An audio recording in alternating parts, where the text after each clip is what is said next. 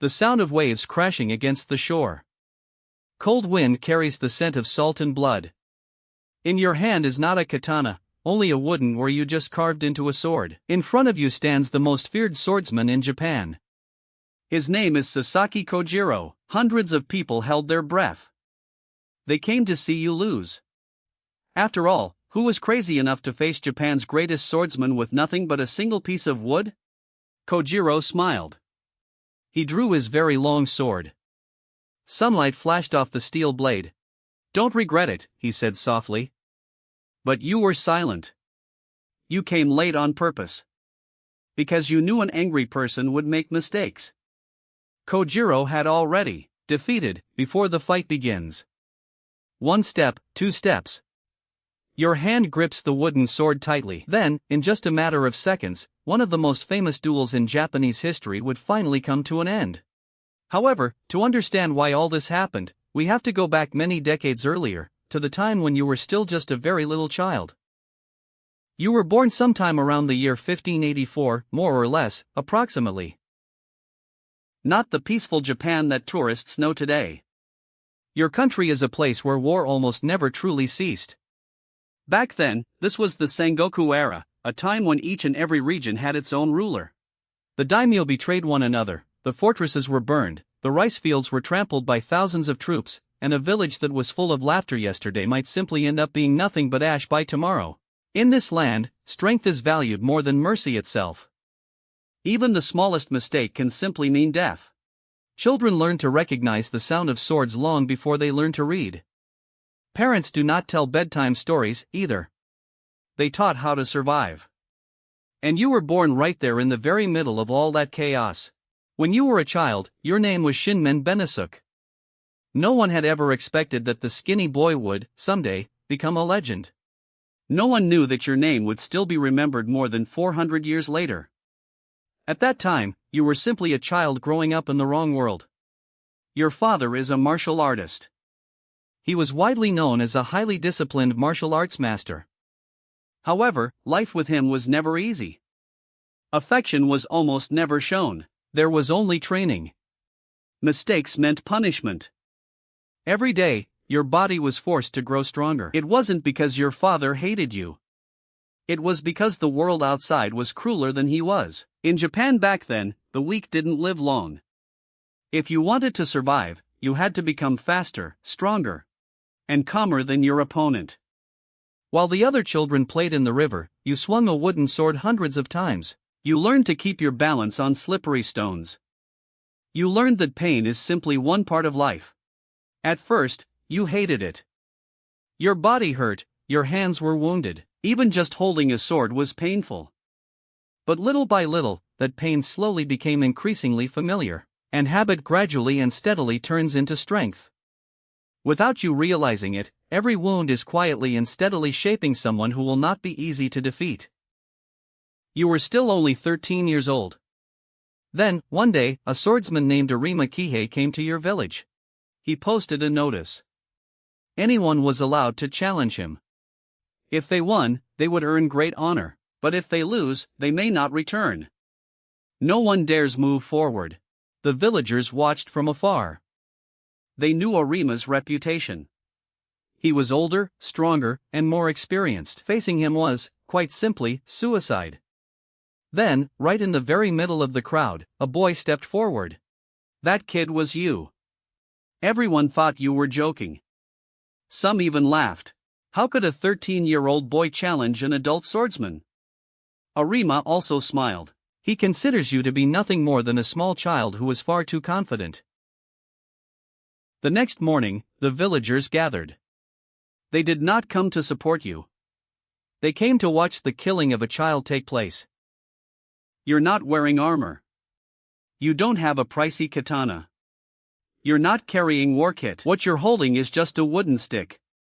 Arima drew his sword. The sound of steel scraping against its scabbard made the room silent. He stood relaxed. To him, this fight wasn't even worthy of being called a duel. But you never intended to fight like a swordsman at all. As soon as the fight began, you ran right away. Before Arima could swing his sword, your stick had already struck his face. He lost his balance. People began screaming loudly. No one expected a child to attack that aggressively. Arima tried to get up. But you didn't give him a chance.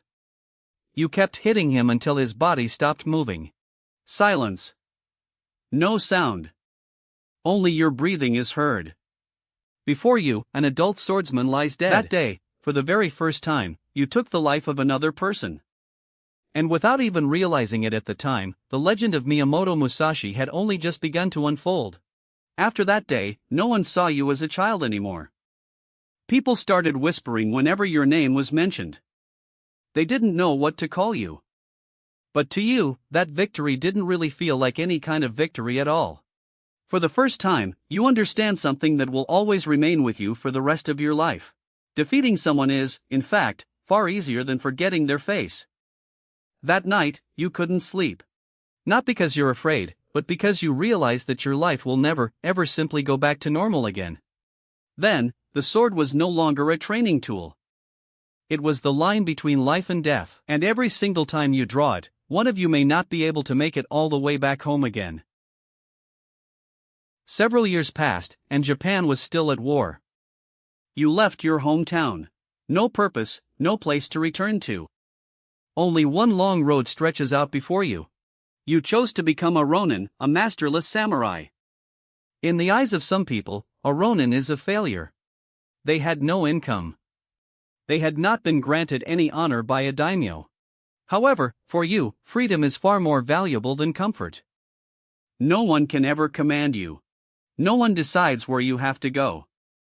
No one forces you to kill for someone else's ambition. But freedom comes at a price. Sometimes you can go for days without food.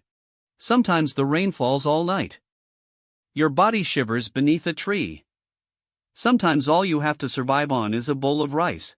Solitude slowly became your home. Many people fear living alone. But you learn something from the silence. When no one is around you, you begin to truly know yourself. In 1600, all of Japan was standing on the brink of a major change. The two greatest forces brace for battle. On one side, the Western Army led by Yoshida Mitsunari. On the other hand, the Eastern Army was led by Tokugawa Ieyasu. If either won, Japan would be united. You're swept onto the battlefield. Dawn hadn't fully broken when the clanging began to echo. A thin mist covered Sekigahara Valley. Tens of thousands of soldiers faced each other. War banners fluttered in the wind. Thousands of spears pointed skyward. Then the commander's cry broke silence. The entire army moved at once. Cries from the wounded could be heard from every direction. Right there, you witnessed something that no one ever taught you before. A great swordsman can die from even a single arrow.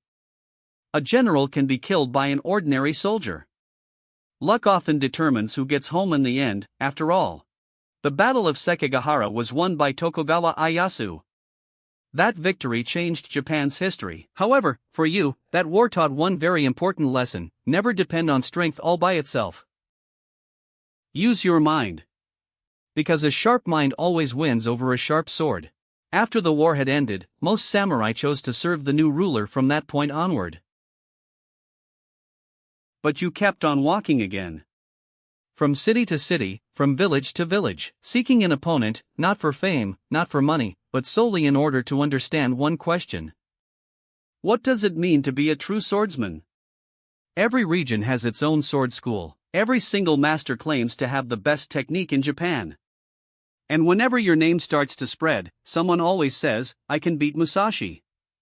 You never, ever simply turn down a challenge at all. Because every duel is a lesson.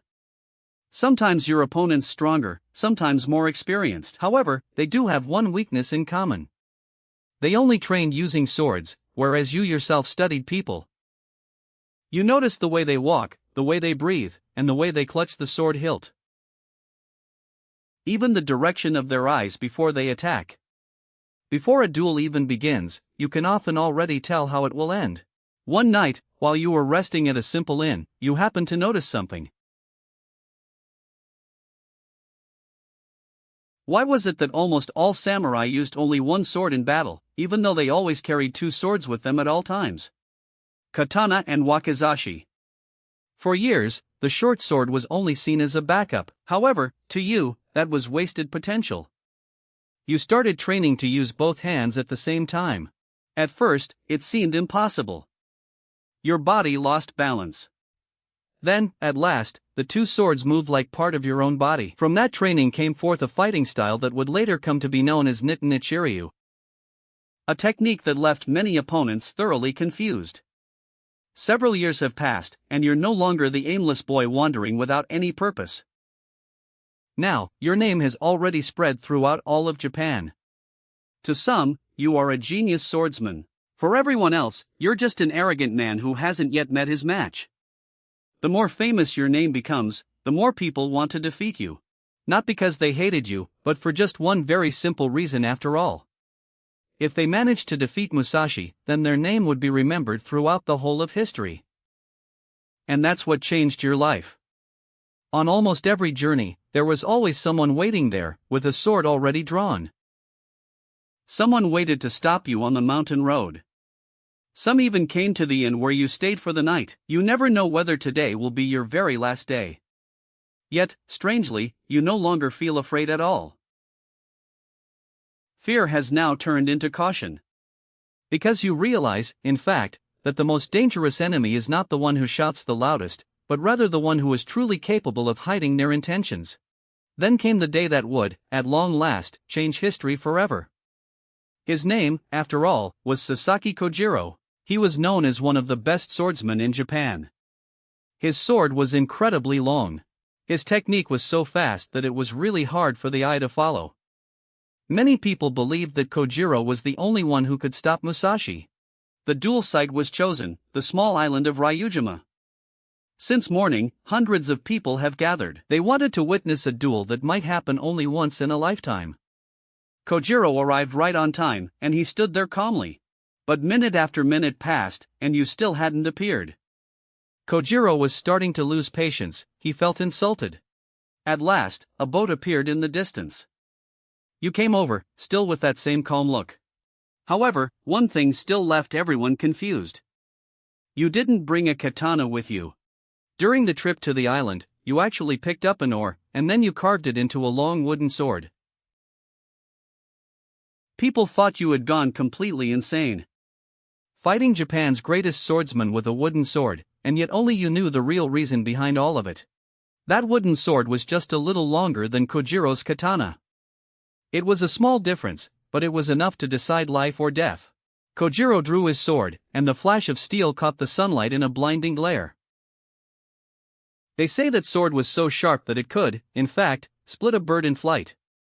He looked at you with intense, blazing rage, but you stayed silent. No mocking, only silence. Then the duel began. Kojiro moved first. His sword went straight to your head.